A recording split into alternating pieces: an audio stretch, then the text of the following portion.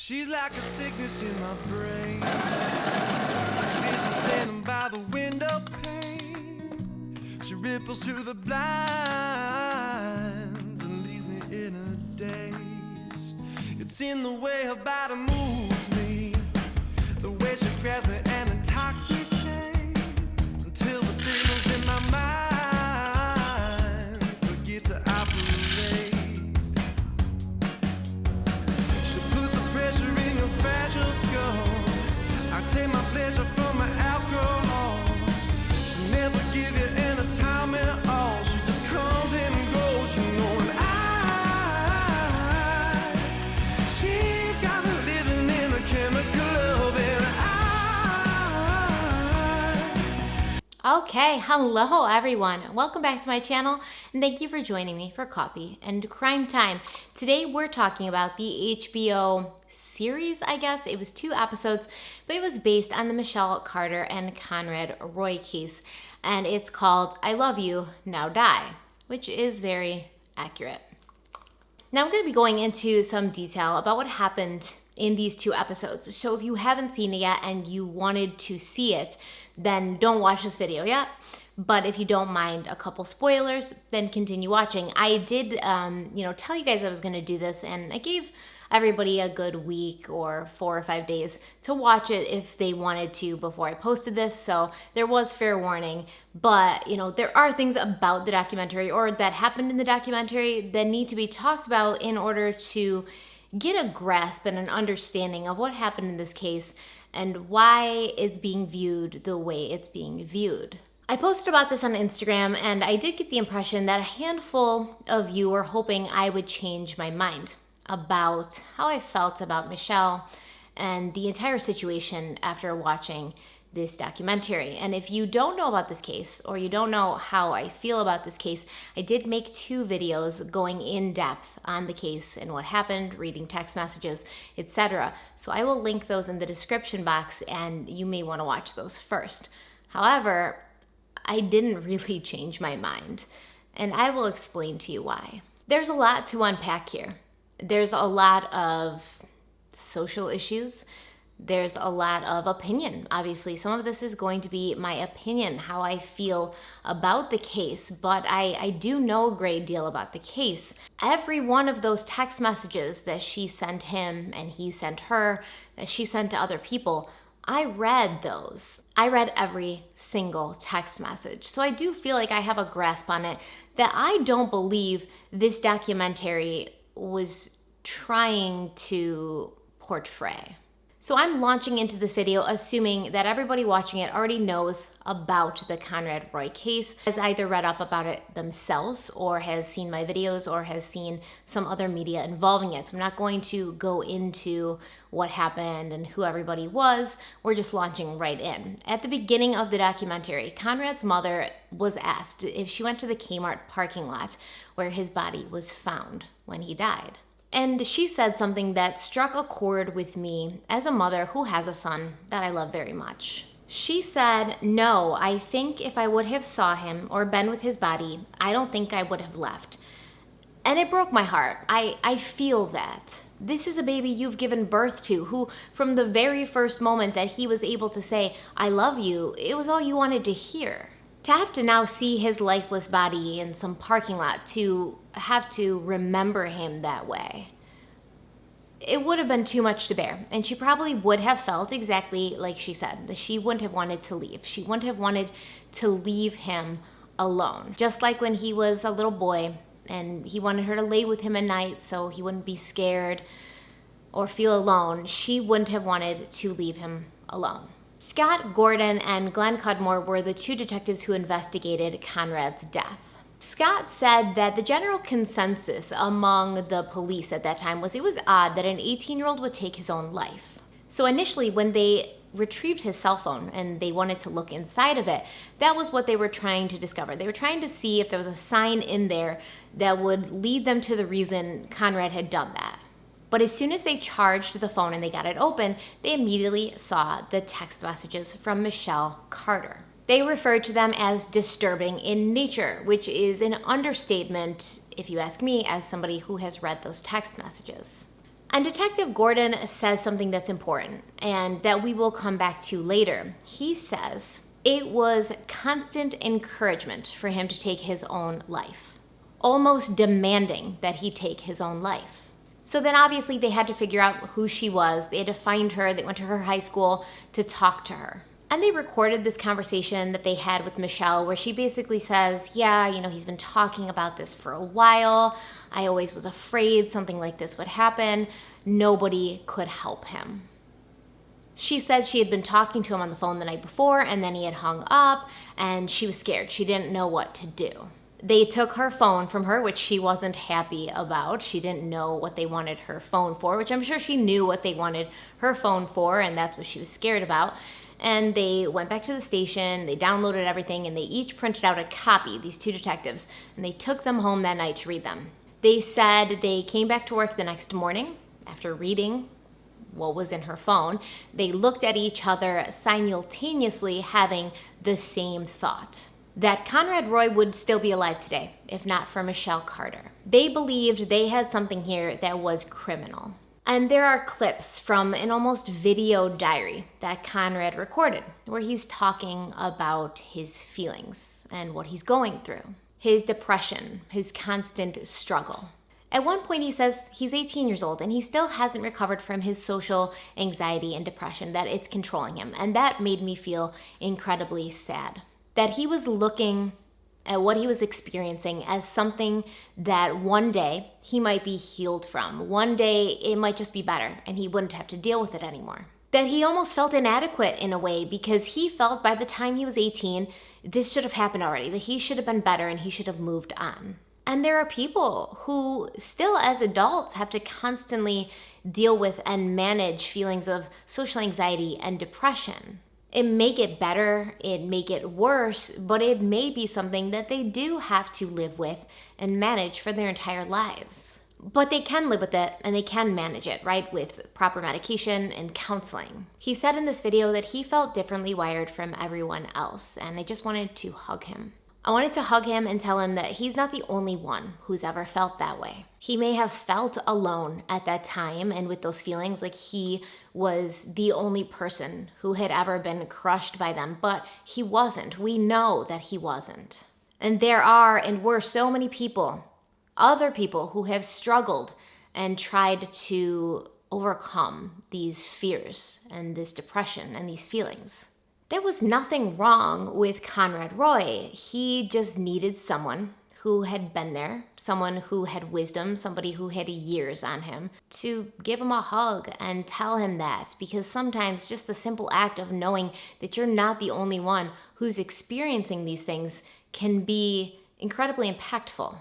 Michelle's lawyer, Joseph Catallato, he says this in the documentary: whether it's the right thing, the wrong thing, the moral thing, the immoral thing, what I'm certain of is it is not a crime. There's no law that criminalizes encouragement of suicide in Massachusetts, and now the district attorney's office says even though our legislator has not criminalized this behavior with law, we're going to prosecute her with a homicide. The idea that your speech alone, in the way of text messages and words in the telephone, can equal a manslaughter charge, I think is a dangerous, dangerous precedent. This guy. So I think, in my opinion, just because Massachusetts doesn't have a law that says someone shouldn't tell someone else to kill themselves or encourage them to kill themselves or provide them with ideas and options for killing themselves, it doesn't mean that they shouldn't have a law like that. And the fact that they do not, it says more about the justice system or their justice system than it does about anything else. There was a time when there was no law against killing someone, or raping someone, or breaking into someone's house and taking their things. But as society evolved, we had to make those laws and set those boundaries. And society is not done evolving. There are bad people in the world who are becoming more creative in the ways that they perform their bad deeds. They're looking for loopholes in the law to get away with things that they shouldn't really be getting away with. So the legal system does still need to evolve in order to accommodate for the existence of these bad people who are constantly trying to use the legal system to their own benefit to escape justice. And what kind of precedent exactly is Mr. Catalado afraid of setting? A precedent that says it's wrong to tell other people to kill themselves? To him, that's a dangerous message to send. I disagree. In fact, I think it's dangerous to not send that message. So initially, they had to go through the court to find out if there was even probable cause to charge her with involuntary manslaughter. And her lawyer says to this judge, I don't think verbally encouraging someone to commit suicide is a crime. And the judge is like, yeah, I guess, but we do have a law against wanton and reckless behavior that leads to the death of somebody else. Don't you think what she did was kind of wanton and kind of reckless? Her lawyers kept arguing that she wasn't physically there, so he wouldn't have felt the same pressure over the phone to do as she wanted as he would have if she'd been there in person. And to a degree, I do agree with this. There wouldn't have been the same amount of pressure that there would have been if she'd been physically present. However, when you look at the fact that she was persistent in her efforts over a long period of time, I think it kind of negates the fact that she was on the phone. Because this was, in a way, long-term abuse, long-term bullying, and that does have an effect of somebody almost being there with you. When that person, due to their influence on you, has become such an important person in your life, somebody that you turn to find out what's right and what's wrong, it's almost as if they are right there with you when they're on the phone with you because they're that present in your mind and your life. Because over a long period of time, she'd gained his trust. She'd convinced him that she cared about him. And she constantly berated him with forceful statements that he needed to just do it. And when he started to change his mind or express that he was feeling scared about it, she berated him some more. She made him feel stupid and small and weak. She made him feel like he'd made a promise to her that he was going to kill himself, and if he didn't do it, he was breaking a promise with her. He was breaking a contract with her. And changing his mind about ending his life would have been a direct insult or betrayal to her. Mr. Catalado comes back on and he says to the cameras, this case is going to have a potential chilling effect on free speech rights of whether or not people can openly discuss suicide and encourage it between loved ones. Maybe I'm stupid. Maybe I don't know the law or morality or what's right and wrong. But why should we ever be openly encouraging suicide amongst anyone, much less loved ones? Freedom of speech is an amazing thing and I fully support it. However, freedom of speech does not give someone the right to incite actions that would harm somebody else.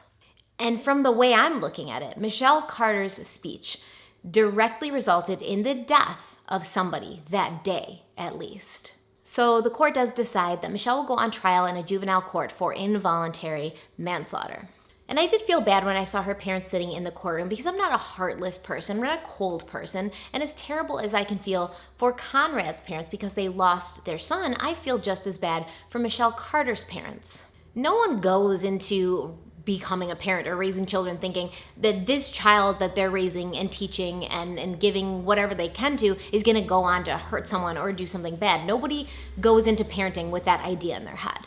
I can imagine that this entire thing completely blindsided them, and they now have to live with those consequences. Michelle waived her rights to a jury trial, and a reporter from the Boston Globe pretty much echoed what I had said in my previous videos about Michelle Carter, that she was smart in doing this because she knew that a jury of her peers or of, regular, everyday, average people would be functioning and make their decision based more on emotion, which they would feel pretty strongly about. Listening to the text messages, hearing her motives for why she did what she did, they would feel emotional about that. And they would feel pretty much the same way that I feel right now. So she knew that she'd have a better chance with the judge making the decision about her guilt or her innocence because the judge is going to know more about the law and what's legal and what's illegal, and she would have a better chance of getting off. And in part one, they began to describe a little bit about Michelle before she became involved with Conrad's death.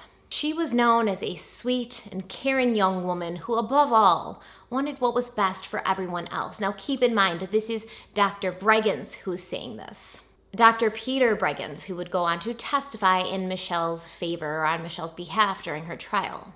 Dr. Breggins talks a lot in this documentary. He was very willing, it seems, to participate in this HBO series, and talk about Michelle and the case and how he felt about it.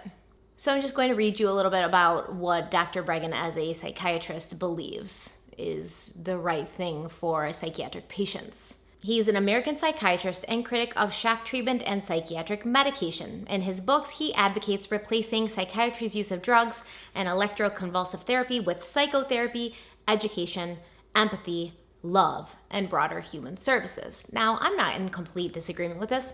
Electroshock therapy, it feels like something that happened in the 50s and probably shouldn't be happening anymore. But I do believe that there are people out there who need medication, who have chemical imbalances and things going on in their brains that I don't understand because I'm not a psychiatrist, but I feel like he should understand that and understand also that those imbalances need to be set right, that love is not going to cure everything. As much as I appreciate the power of love, the Beatles said it, all you need is love. When you are actually mentally ill, all you need is not love. Love helps. Love's great. Love can be a nice supplement to whatever other kinds of things you're doing to make yourself better. But love is not going to straighten out a chemical imbalance. In my opinion, I think it's an educated one, but obviously I'm no expert. But Dr. Breggin is an expert, allegedly. So obviously, the fact that Michelle Carter was consistently texting Conrad to kill himself in the months leading up to his suicide, and that she was on the phone with him while he did it, and that he got out of the truck when he figured out it was working, and he got scared, and she told him to get back into the truck on the phone, that is obviously horrific. But what she did after Conrad died is also horrific. She texted his family, asked if there was anything she could do. She offered to come over to their house, and she had never been to Conrad's house before when they'd been dating or talking. In fact, in the text, Conrad made several efforts to get her to come and hang out or to see her, and she always had an excuse as to why she couldn't. She even asked for some of his ashes, which is absolutely insane. But that's what she did. She told Conrad's mother that she had been the one who had tried the hardest to help him. And obviously, to any mother, this would be a red flag. And it was to Conrad's mother as well, because then she started wondering, well, if you knew this was happening and you were trying so hard to help him, why didn't you reach out to me before now? You were able to get a hold of me now to ask for a bit of my son's ashes, but you couldn't reach out to me beforehand to tell me that my son was extremely suicidal and needed help. During the trial, they do talk a lot about Michelle and how she was with other girls her own age, and the prosecution comes right out and says, Michelle tried very hard to be close with other girls in her school, but for some reason, they never really reciprocated this. And when the end of the school year was looming, she needed something that would catch their attention and put it where she wanted, on her. Now listen, I want to be very clear. The people who make these documentaries, they know what they're doing. They make them with the intention of making you feel something, which is great. We should feel something, but they know what they want you to feel when you leave that documentary. They know what they want you to think when you leave the documentary. And so they display and present things to you in a certain way to make you feel whatever it is that they want you to feel. As they're bringing up these girls at the trial to testify, girls that Michelle went to high school with and tried to be friends with, and these girls are talking about how thirsty Michelle was, how often she would text, how they didn't really want to respond, how they didn't really want to be friends with her. They start the sad piano music in the background.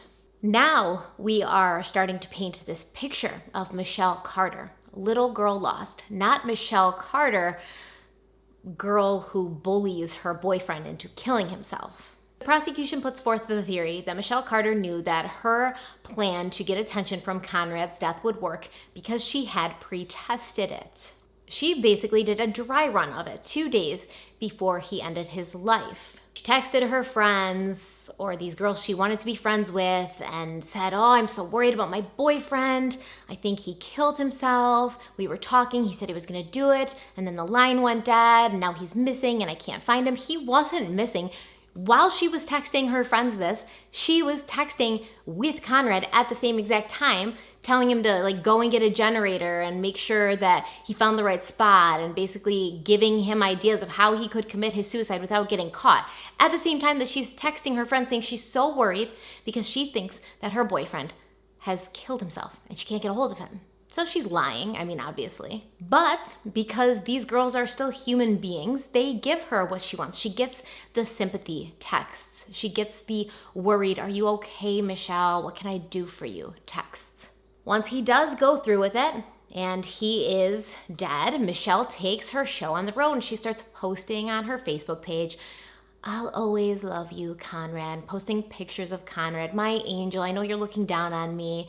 Oh, we were so in love. We were gonna have a family." And she gets more sympathy messages and more attention, especially when she decided to set up Homers for Conrad. Homers for Conrad was this softball game that Michelle Carter set up in remembrance of Conrad and to raise awareness for suicide, but she set it up in her town, not Conrad's town. So if any of his family or his friends wanted to attend this softball game that was in his memory and had his name on it, they would need to drive, quite a bit of a distance in order to go there and participate in it, because she didn't care about them participating in it. She didn't care about his family and friends and the people who actually knew Conrad remembering him. She cared about how it would make her look. She texted her friend the link to Homers for Conrad and says, "Look, I'm famous now, haha."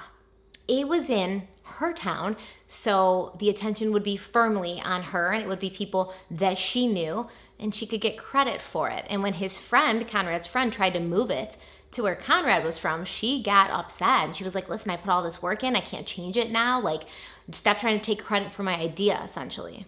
She literally said that. Like, "You're not trying to take credit for my idea, are you?" Like, that's what she said. I'm not making this up.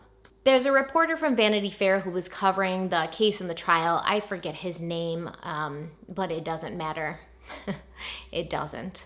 And he says that in the community and the town and amongst the people of, Conrad's town and the surrounding areas, there was this narrative set. Narrative. Oh, I hate the way this word is used sometimes.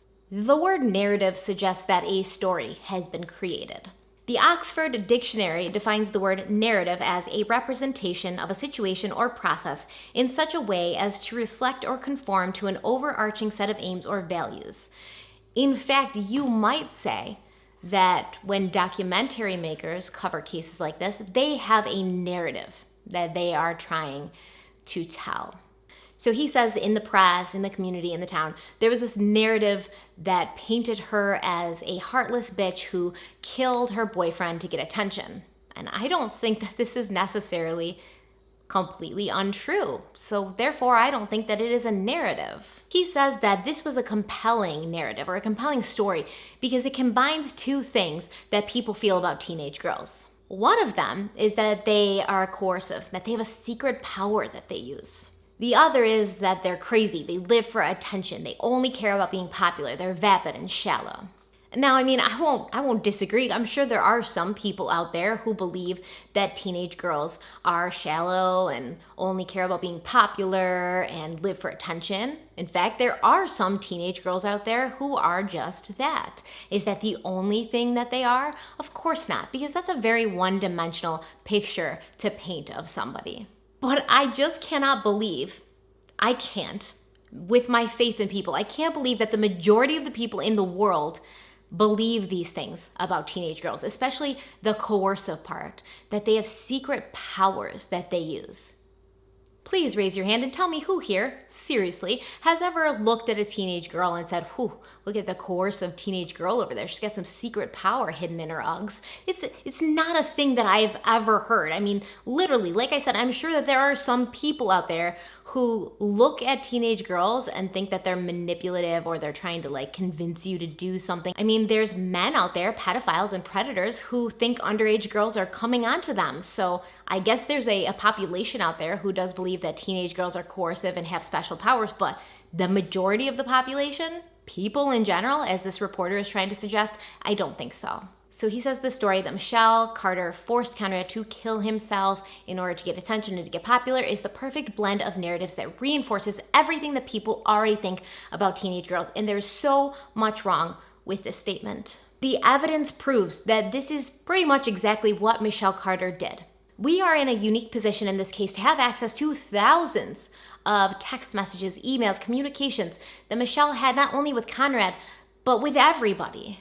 In fact, I would argue that I think she's getting so much leeway and she's getting off so easy because she's a teenage girl. I mean, imagine if this had been done by a 25-year-old woman or a 35-year-old woman. What would this reporter be saying then? This is just what people think about women in their 20s or women in their 30s, that we're all attention hungry and vapid and we only care about getting popular.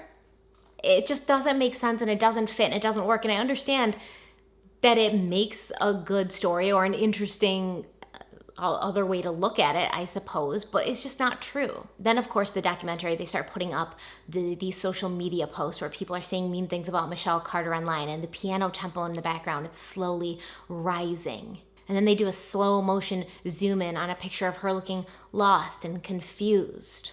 They said she was portrayed as a black widow, a sociopath, a monster.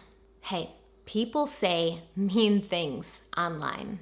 There are whole forums dedicated to just tearing YouTubers apart.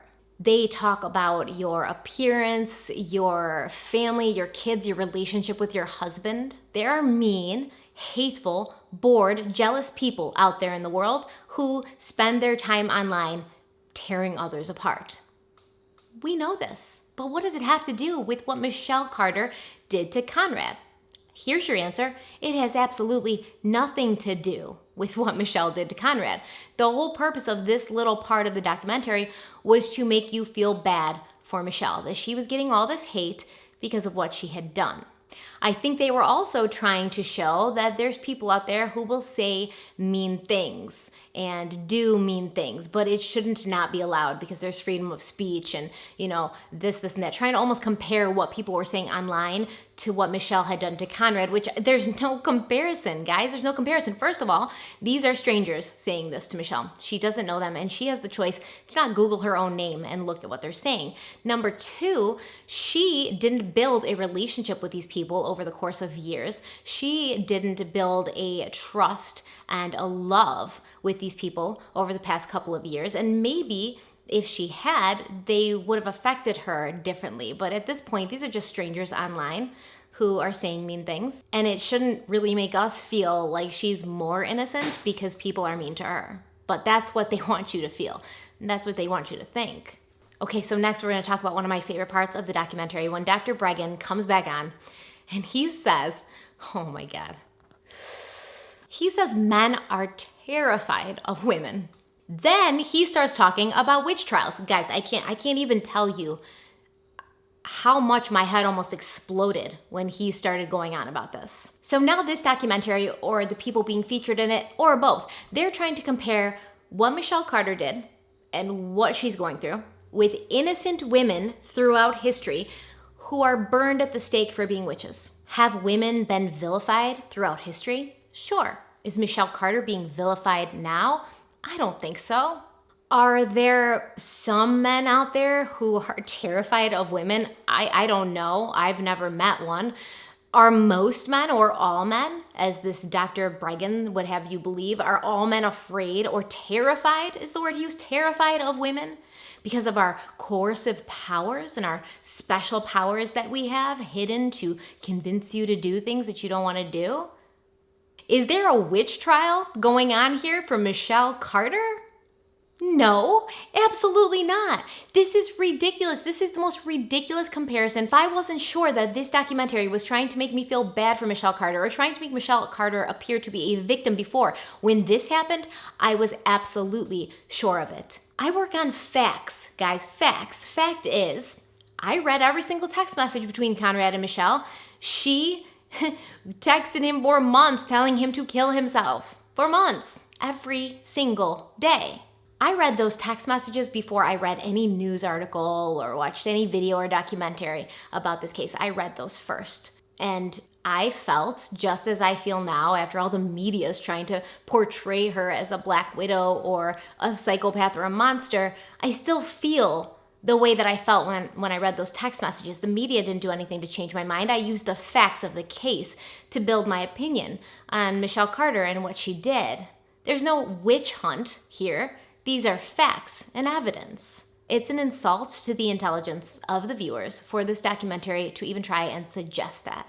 Her lawyer gets back on screen, Mr. Catalado, who's right up there with Jose Baez for me at this point.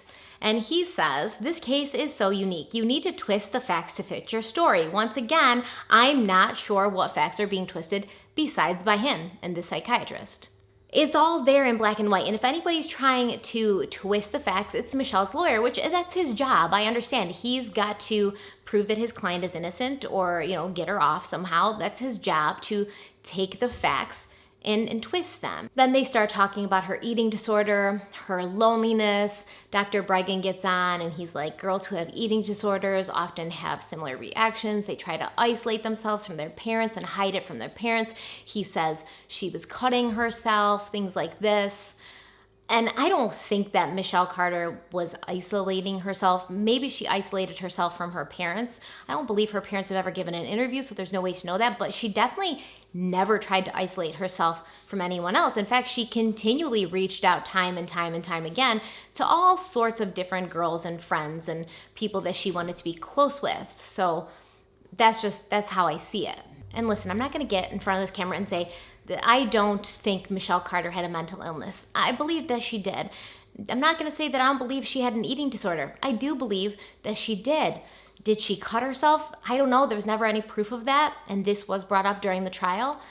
But it's possible. My question, once again, is, this is a question that's never asked in this documentary. Why is that relevant? There are tons and tons and tons of high school kids, girls and boys, who struggle with depression, who struggle with eating disorders, who cut themselves. And they don't do what she did. They deal with feelings of loneliness. They deal with feelings of isolation. They deal with maybe not having friends. They hide things from their parents. They go through stuff. And none of them went on to bully and harass their boyfriend or girlfriend for months to kill themselves. Oh, and here's my favorite part. So we've spent all this time, right, talking about the vilification of women, the narrative that's being painted about Michelle Carter, her Black Widow status. She's a horrible person. And Dr. Bregan, who is the one that pointed this out, he then goes on to say, high school girls are terrible. They're cruel. They're mean. They destroy each other. Isn't that vilification in itself? You're talking about poor Michelle, who's, being vilified as so many other women in history have. And then you literally go on to vilify an entire population of people, high school girls. And listen, I was a high school girl. I knew high school girls. I still know them today. And are some of them mean? Yeah. Are some of them bullies? Yeah. Are some of them terrible people? Sure. But a lot of them were supportive, uplifting, and positive people. They're not all like that. And I honestly resent the implication that every high school girl is a terrible, horrible person who goes on to destroy her peers. That's vilification. But we're all up in arms about, vilifying or the potential vilification of one girl. But we can now vilify an entire group of people, and that's okay. It's very contradictory and hypocritical. Okay, so now Michelle's lawyer, Catalado, he starts talking about Conrad again. The root cause for why he would have wanted to kill himself. And he thinks that it's false that Conrad would not have gone through with it had Michelle Carter not been present on the phone that day. He starts talking about Conrad's history with depression and suicide. He wants us to feel and understand that what Conrad was going through and what he ended up doing had nothing to do with Michelle. This was what Conrad wanted, and whether Michelle had helped him, encouraged him, or been there with him on the phone that day, it would have been what he would have done.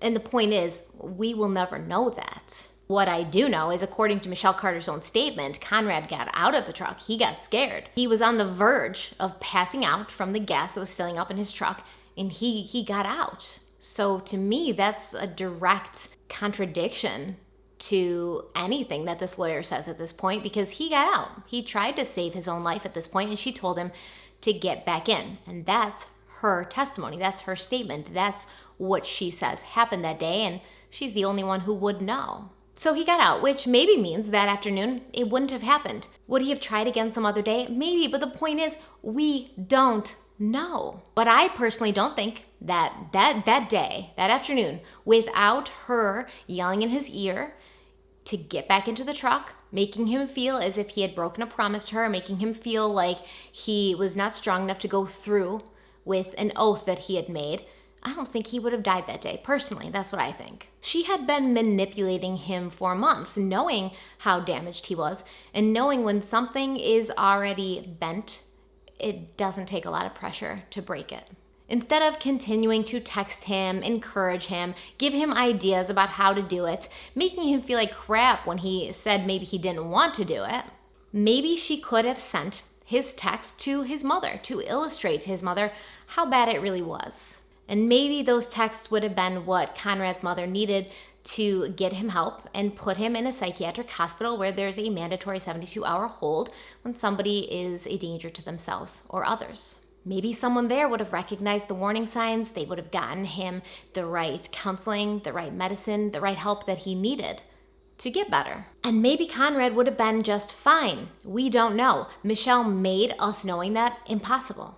Part 2 starts off with Conrad's family life, the assault of Conrad by his father, the fact that he pretty much was growing up in a really bad environment. His father was abusive, his mother and father got a divorce, it was hard on him, etc., etc. All really good stuff to know, all relevant to understanding Conrad's state of mind. But once again, I don't understand why this is relevant to Michelle Carter's trial, because we know that Conrad was suicidal. We know that he wanted to kill himself or talked about killing himself. What we don't know is if he would have done it without Michelle's influence. That's the point. So I understand what this documentary is trying to do, trying to make it look as if Conrad's parents weren't as good of parents as, maybe we thought they were. He's trying to put the blame on his family. I get it. I understand the reasoning for it. But once again, I find it irrelevant and pointless and a waste of time. It sucks that Conrad was abused by his father, but are we now trying to blame his father for his depression and his subsequent suicide? Is that where we're going with this? I don't know where we're going with this because they never brought it up again, ever. They talked about it for a little while, didn't say why it was important, why it was connected, nothing, never brought it up again, done. Dr. Bregan then gets up and talks about how Michelle's lawyer contacted him to ask him to help with the trial. And typically, a lawyer, a defense lawyer, is not going to contact an expert unless they think that expert is going to say what will help their case or, pretty much be on their side. And that's exactly what Dr. Bregan was. Dr. Bregan does a lot of talking about medication, and now obviously we know, because we read a little snippet of his biography, that he is against medicating psychiatric patients. So we know that now. He thinks that Conrad's meds contributed to his depression and his suicide.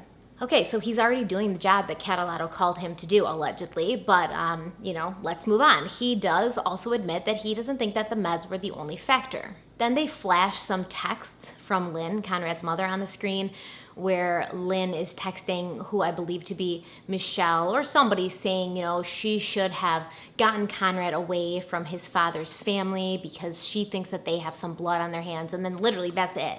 They flash those texts and they say nothing else about it.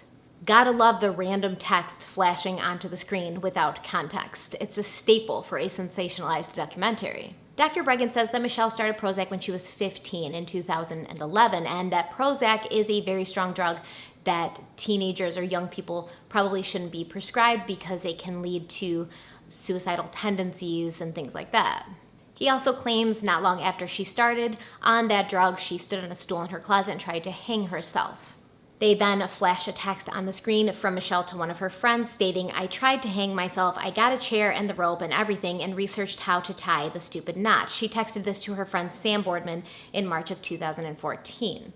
Now, this is also a little contradictory. Okay, so she texted this to Sam in 2014, and Dr. Bregan said she started Prozac in 2011, and not long after she started it, did she, try to hang herself in her closet? Is she texting this to Sam as in, this happened to me 3 years ago, I tried to do this 3 years ago, just talking about what happened? Or is she saying this happened recently? It wouldn't be the first time she tried to use these kinds of things to get attention from her friends. We do know that she often would lie to her friends to get attention, including Sam Boardman. And this could be the case as well here, that she's using this story, possibly a real story that happened years before, or maybe not even a real story, just something that she's using to try and get attention. Now, I don't know. It's just speculation. I don't know if Michelle actually, tried to hang herself in her closet. I have no way of knowing that. I don't have access to her medical records. And I don't even know if Dr. Bregan saw that in her medical records. I think he just got it out of her text. So I'm not sure if there's any supporting documentation saying that this happened. With Michelle Carter, it's really hard to know what's the truth and what's an embellishment or an outright lie in order to get attention. She also claims that she stood on this stool for 25 minutes before she chickened out. And I wonder, and I would like to ask her, how would she have felt if while she was standing on that stool, about ready to hang herself, if somebody had been on the phone with her, yelling in her ear to just do it? Would that have made her feel good? Would that have made her feel loved and supported? Or would it maybe have pushed her over the edge to actually end up doing it and not chickening out? Just food for thought. Dr. Bregan claimed that when Michelle got involved with Conrad, she had no idea that he was struggling with similar issues to her, depression and suicidal thoughts and things like that. He then goes on to talk about Conrad's past suicide attempts, how he would text Michelle that he was hearing voices, they would text each other about the devil. And Bregan says she's clearly out of her mind, and so is he. Out of their minds, is that a clinical term? Is that a term that a psychiatrist should be using? I mean, I don't know if I want to go and see a psychiatrist who then goes on to describe me to someone as being out of my mind, but personally, that's just my opinion. And I know kids, some kids, teenagers who talk like this. It doesn't to me, but I'm not a psychiatrist like Dr. Bregan. It doesn't to me say that they're out of their minds. I think that some kids can sometimes be dramatic and they feed off of each other when it comes to things like this. But it doesn't necessarily mean that Michelle and Conrad were out of their minds. I think what it means is that they were two very disturbed teenage kids. Do I think they were seeing things or having hallucinations? Nope. I don't like the insinuation that because they were depressed or struggling with mental issues that they were out of their minds. Because now Dr. Bregan is trying to build his narrative that she was out of her mind or crazy. She didn't know what she was doing and she can't be held responsible for her own actions. The good doctor essentially says, oh, you thought Michelle was harassing Conrad? No, it's the other way around. He was harassing her, telling her that he was going to do it and that he would hate her if she told anybody. What was she supposed to do? She was at the bottom of a misery pyramid, he said. A misery pyramid. The weight of all of this on her, what could she do? Then the involuntary intoxication part comes in. And guys, this whole involuntary intoxication thing is so ridiculous.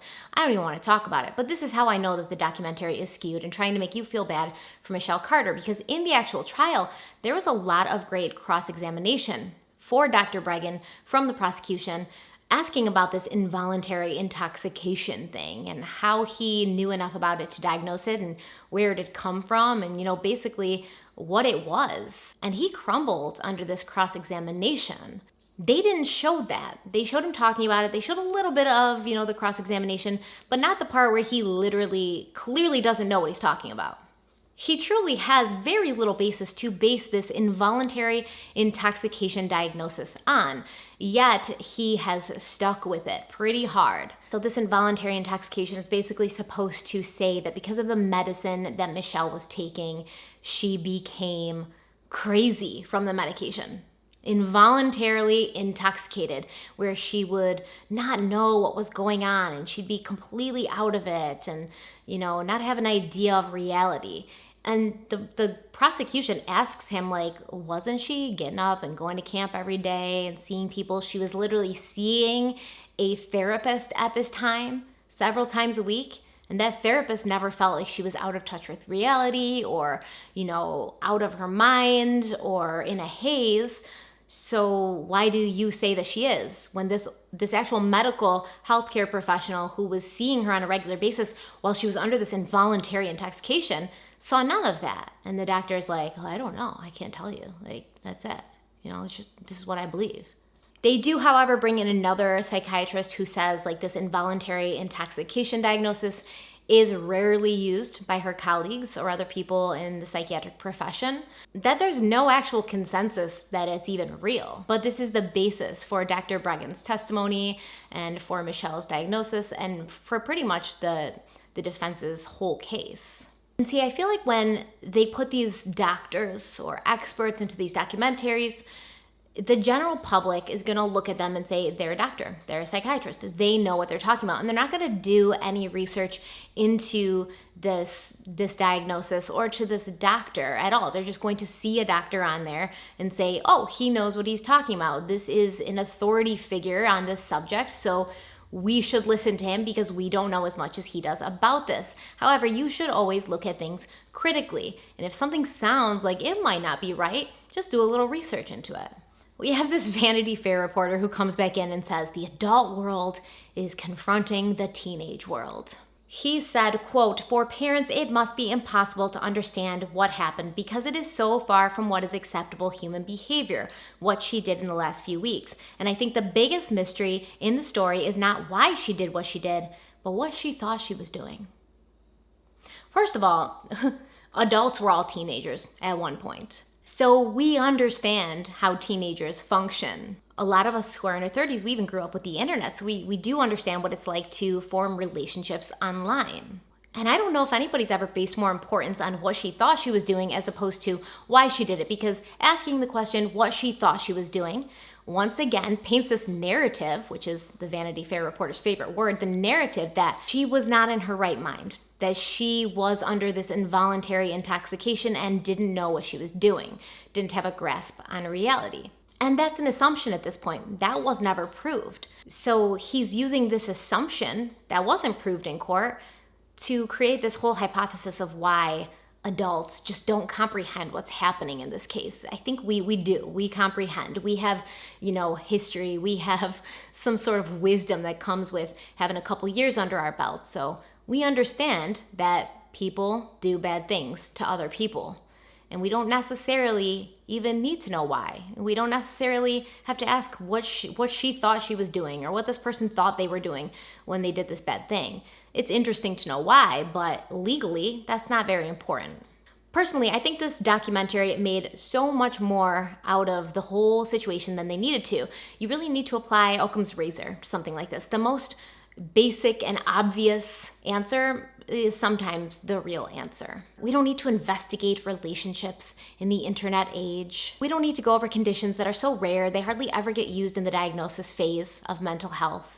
At this point, a judge who does know about the law, he thought that there was enough there to convict her. And here's the bizarre Glee angle that this Vanity Fair reporter comes up with. And it's funny because Glee, it's a television show that was created for, teenagers and stuff a couple years back. I was never a fan of it because I never thought that it depicted what actual high school life was. And I've often made jokes and I'll say like, oh, blame Glee. But I'm joking. I'm not actually going to blame Glee for when a teenager does something stupid. That's ridiculous. But this reporter, he does blame Glee. He does. He says she connected with the character Rachel on Glee, who's played by Lea Michele, and he says he connected with the character on the show as well as Lea Michele in real life, that she became like obsessed and lost her grasp on reality and started living almost vicariously through the show. And when Corey Monteith, the guy who played her boyfriend on the show, he actually died in real life. Michelle almost had to make that happen in her life so that she could continue to live vicariously through Rachel and Glee. And I mean, I definitely don't think that she wasn't obsessed with Glee or obsessed with the character Rachel, because they do bring up a lot of good points where she literally will text people things that Rachel in the show said about her boyfriend in the show, and she'll text them almost verbatim to her friends talking about Conrad. So I definitely don't disagree that she was a huge fan of the show and probably watched it a lot, but I also don't think it's uncommon for especially teenagers to take inspiration from these shows. And those messages where she was quoting Rachel but trying to make it seem as if she was talking about Conrad, that's just, in my opinion, taking inspiration from the show really connecting to what the character said and feeling it on a deeper level and wanting to apply it to your own life and use it for yourself so that people think that deep thought is coming from you. It's not uncommon for teenagers to do that. I mean, is this a girl who's lost her grip on reality and literally thinks she's Rachel in Glee?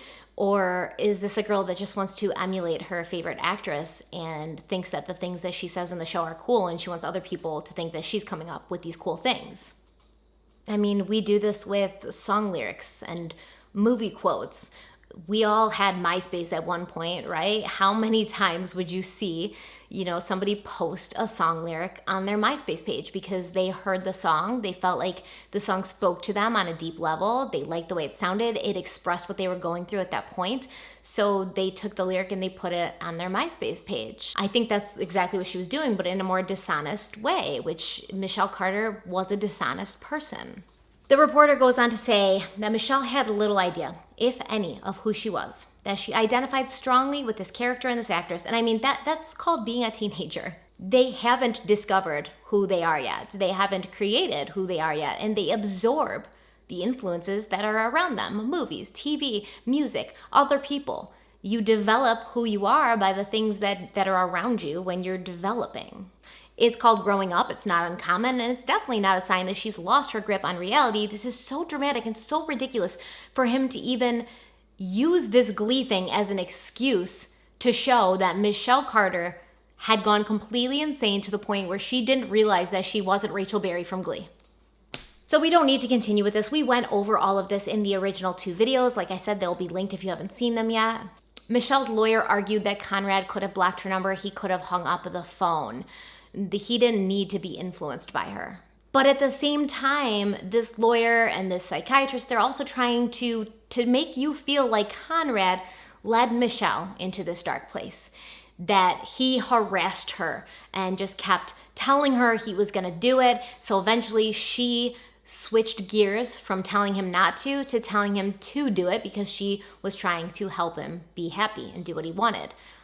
So you can't have it both ways as far as I'm concerned. You can't say that Conrad, who was being harassed by Michelle, could have hung up the phone or ended communication at any point when Michelle, in turn, could have hung up the phone or ended communication at any point with Conrad if she felt that she was being harassed and if he was putting her in a bad mindset where she felt depressed because she couldn't help him and she couldn't reach him. So finally, she's just decided, I'm going to help him do what he wants.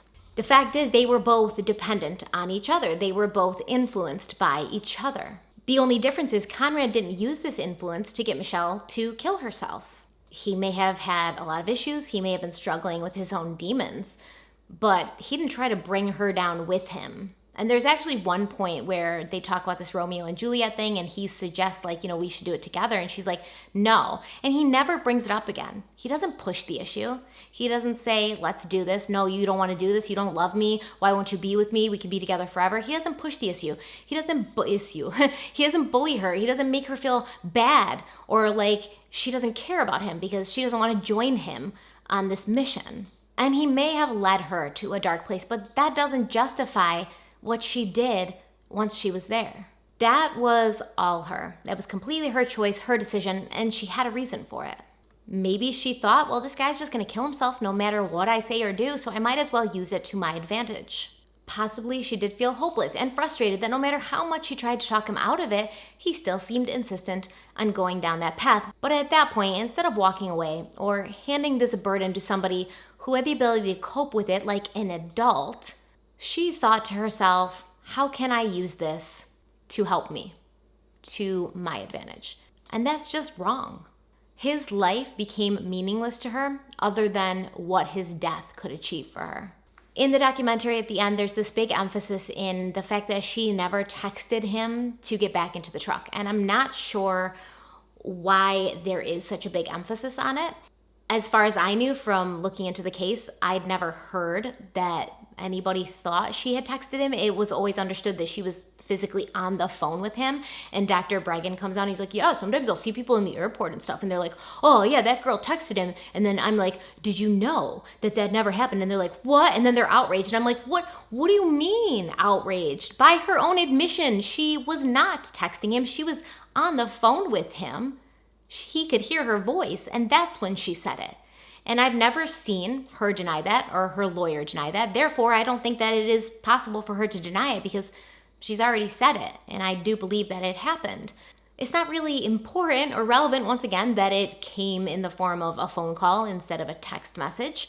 In fact, I think it would be more impactful in the form of a call, a voice call, where you can hear their voice. I don't understand where this is even coming from. It's the documentary and the people participating in it who are trying to make you feel that little slice of reasonable doubt. Like maybe she didn't say it. Maybe that never even happened. During her trial, her lawyer never disputed it as being true. I've never heard Michelle say that it wasn't true. But now they're trying to appeal, so I'm sure at some point they're going to dispute the fact that it ever happened because nobody can prove it. Her lawyer thinks it's unfair and unjust what happened to her. And to that, I'd like to ask, what is so wrong about a person being held accountable for the things that they've done? I mean, she only got 15 months, guys. It's not as if she was sentenced to life imprisonment or the electric chair. 15 months. She did something that wasn't right. She did act in a way that was wanton and reckless. The people in this documentary are saying like she had no sense of reality, although nobody who was in her life at that time would have told you the same. That she had her head in the clouds, involuntary intoxication, blah, blah, blah. So what's wrong with putting her in a place where she can possibly get some perspective, possibly grow up a little bit, and possibly get the help that she clearly needs for her lack of perspective and loss of reality? What's wrong with that? It's 15 months. The other option is literally people who believe that she should not have gone to prison for 15 months believe nothing should have happened to her. And I can't imagine that that would be the right sentence either. What is this new trend where we not only need to feel sympathetic for people who have done bad things, which is fine because we're all humans and humans are fallible and we should be understanding of that, but also that we are not going to hold them accountable for that because they were too young or they didn't know what they were doing. What is the message that we're sending to the world? Your words don't matter. Your words can't hurt. Your words have no impact. Say whatever you want. And whatever happens from that, it's not on you. Do I think Michelle Carter is a person that's beyond help or beyond rehabilitation? Of course not. I don't know her, and I don't know what she's gonna do or go on to do in her life. But the 15 months that she has in prison hopefully will give her some time to reflect, understand where she went wrong, understand what she did wrong, and understand that her words do have impact. Michelle Carter has the opportunity now to leave prison and possibly be a new person who has a new kind of maturity and has evolved into a young lady that actually wants to help people, like Dr. Bregan described her as, who only wants the best for people and wants to help people. She has a platform, she has a face, and she has notoriety. Whether it came to her in a good way or a bad way, she has notoriety now.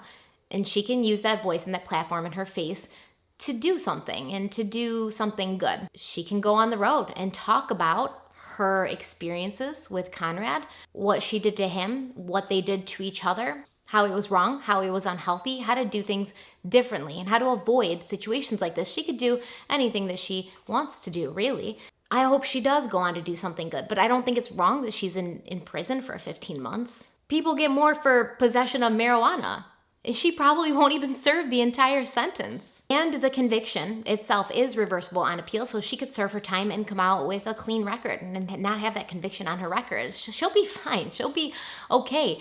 But Conrad, he's not. And he wasn't really fine before he ended his life either. But there's no knowing what he could have gone on to do, or if he had gotten the appropriate help, what could have happened with him.